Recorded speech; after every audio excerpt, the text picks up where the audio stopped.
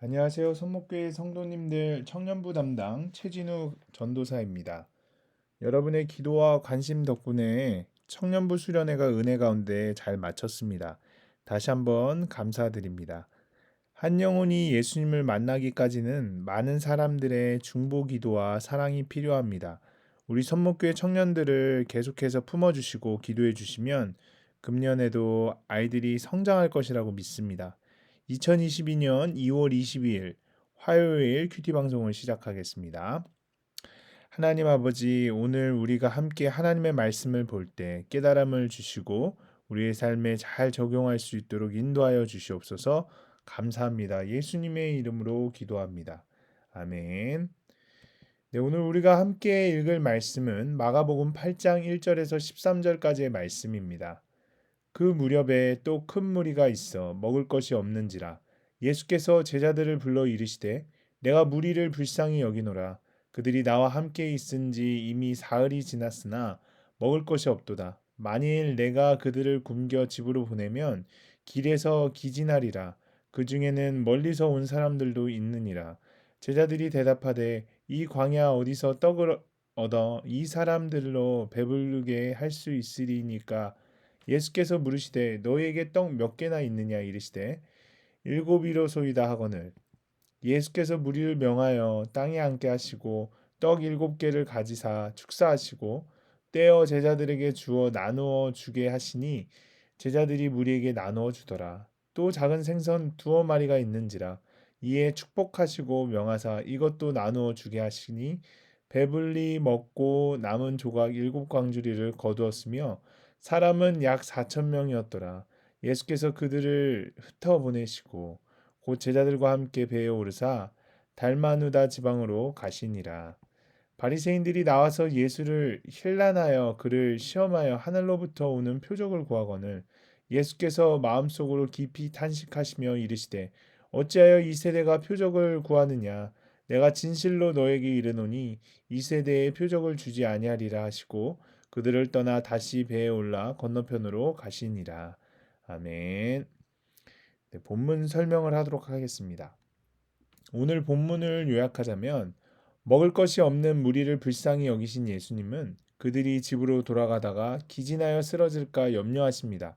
그래서 제자들이 가지고 있던 떡 7개와 생선 두어 마리를 축사하여 나눠 주심으로 약 4천 명이 배불리 먹고도 남게 하십니다. 이후 예수님은 표적을 구하는 바리새인들을 보고 탄식하시며 건너편으로 가십니다. 좀 더 자세히 한번 살펴볼까요? 4절에 이 광야 어디서 떡을 얻어라는 표현이 나옵니다. 제자들의 이런 발언은 불신앙입니다. 얼마 전에 오병이어로 5천 명 이상 되는 큰 무리를 먹였던 예수님의 권능을 기억하지 못한 것이었습니다. 사람은 누구든지 받은 은혜도 잘 잊어버리는 동시에 악착한 현실 앞에서 초자연적인 능력을 회상하지 못하게 되는 연약성이 있습니다. 6절에 축사하시고라는 표현이 나오죠. 이 말은 감사한다는 뜻입니다. 예수님께서 적은 것을 인하여 감사함에 있어서 일관성 있게 행동하시며 변동이 없으십니다. 일찍이 오병이어 때도 그렇게 하셨습니다. 그리고 11절에 하늘로부터 오는 표적이라는 말이 나옵니다. 그들이 염두에 둔 것은 하늘에서 만나를 내리는 것, 하늘의 태양을 멈추는 것과 같은 어떤 기적이었습니다. 그들 생각에 예수님의 이적들과 교훈과 같은 것은 땅에서 되는 일이었습니다. 그것이 그들이 메시아의 표적으로 받아들일 수 없다고 잘못 생각하였습니다. 그들은 하늘에서 직접 놀라운 일이 나타나기를 원했던 것이었습니다. 네. 그 다음은 적용입니다. 우리가 오늘 한번 우리 삶에 어떻게 이 말씀을 적용해야 할지 보도록 하겠습니다. 예수님의 가르침과 치유의 권능을 바라는 사람들이 3일이나 주님과 함께 있었습니다. 무리에게 먹을 것이 없음을 아신 예수님은 멀리서 온 자들이 돌아가다가 쓰러질 것을 염려하십니다. 이에 제자들은 광야의 현실적인 문제만을 생각하여 부정적으로 반응하지만 예수님은 지금 제자들에게 떡이 몇 개 있는지를 물으십니다. 이렇게 무리를 불쌍히 여기시는 예수님의 마음에서 칠병이어의 이적이 시작됩니다. 참된 긍휼은 나의 충고가 아니라 나의 떡을 나누는 것입니다. 믿음은 내게 있는 것으로 능력을 나타내실 주님을 신뢰하는 마음으로 순종하는 것입니다. 예수님과 함께 있으면서도 먹을 것만 걱정하고 있지는 않습니까? 오늘 내가 예수님께 내어드릴 나의 적은 떡은 무엇입니까? 우리 한번 생각해 보도록 하겠습니다. 네, 두 번째 우리의 삶에 적용할 부분입니다. 칠병이어의 이적 후에 예수님이 제자들과 함께 갈릴리 호수 서편 지역으로 돌아오십니다. 그러자 그곳에 있던 바리새인들이 나와서 예수님을 시험하고자 하늘로부터 오는 표적을 구합니다. 바리새인들은 예수님의 권위 있는 말씀과 사역 가운데 드러난 많은 표적을 접하고도 마음이 강팍하여 믿지 않을 뿐만 아니라 하늘로부터 오는 표적, 즉 말 그대로 하늘에서 내려오는 불병거나 만나와 같은 표적을 요구합니다. 믿지도 않으면서 주님을 시험하려고 표적을 구하는 그들을 보시고 예수님은 마음속 깊이 탄식하십니다. 예수님은 악하고 음란한 세대가 표적을 구하나 요나의 표적밖에는 보여줄 것이 없다고 하시며 그들을 떠나십니다. 예수님이 베풀어 주시는 말씀의 은혜 속에서도 내가 여전히 구하고 있는 표적은 무엇입니까? 한번 우리 자신을 돌아보도록 하겠습니다. 네, 오늘 함께 읽을 묵상 간증은 페이지 279쪽에 최은병 씨의 건강 회복의 표적입니다. 10여 년 전 아내는 기관지가 안 좋아져 공기 좋은 산골로 요양을 하러 갔습니다. 그리고 그곳에 있는 교회에 다니며 예배를 회복했습니다. 하지만 저는 맞이이기에 제사를 지내야 한다는 핑계로 예배에 참석하지 않았습니다. 대신 주일 점심에 교회 식당에 가서 염치불구하고 지체들 사이에 끼어앉아 익숙하지 않는 식사 기도를 들으며 음식을 배불리 먹었습니다. 그리고 남은 음식을 싸주면 그것을 들고 집으로 돌아와 몇 끼 동안 먹고는 했습니다. 저 또한 오래전부터 간이 안 좋아 치료를 받고 있었습니다. 그래서 아내와 함께 그곳에서 노년을 보낼 요양으로 서둘러 명예퇴직을 했습니다.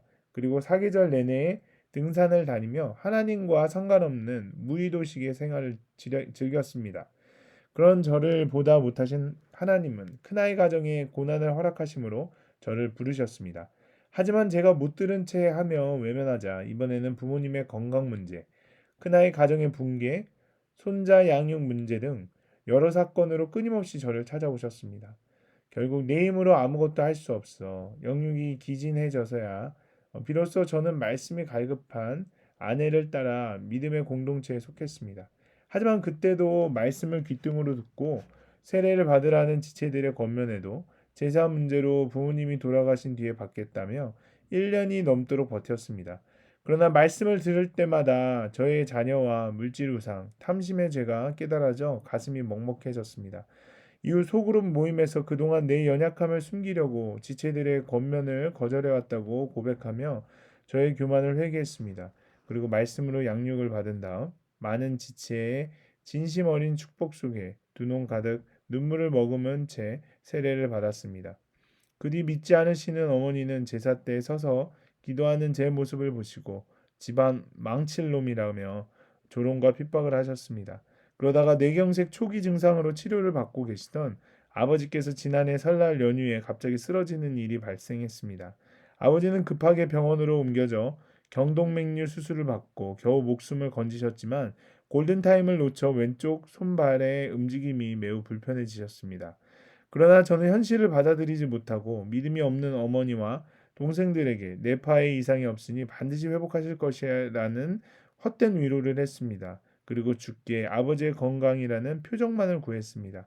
그동안 부모님의 구원에 대한 애통함이 없고 나 자신이 아프다는 엄살과 핑계로 가정의 대소사를 아내와 동생들에게 떠넘기며 책임을 회피해왔던 죄를 회개합니다. 이제는 부모님과 동생들의 구원을 위해 하나님의 허락하신 유예 기간을 헛되이 보내지 않겠습니다. 라고 하시면서 이렇게 적용하셨습니다. 일주일에 2번 이상 부모님을 찾아뵙고 불편하신 몸을 안마해 드리겠습니다. 동생들과 만나거나 통화할 때 미안한 마음을 전하고 구원을 위해 매일 기도하겠습니다. 네, 여러분들도 묵상 간증을 적어보시고 함께 주위 분들과 나눠보셨으면 좋겠습니다. 네, 그러면 오늘 큐티 방송을 마치도록 하겠습니다. 하나님 감사합니다. 피곤하고 연약한 저의 형편을 아시고 불쌍히 여겨주시는 주님의 은혜 감사드립니다. 제게 있는 작은 것을 감사함으로 먼저 나눌 때 기적을 베푸시는 주님을 찬양합니다. 나의 고난과 회개의 간증으로 우리 가정과 직장, 공동체가 살아나게 하옵소서. 불신과 욕심의 표적이 아니라 십자가의 표적만 자랑하게 하옵소서. 감사합니다. 예수님의 이름으로 기도합니다. 아멘.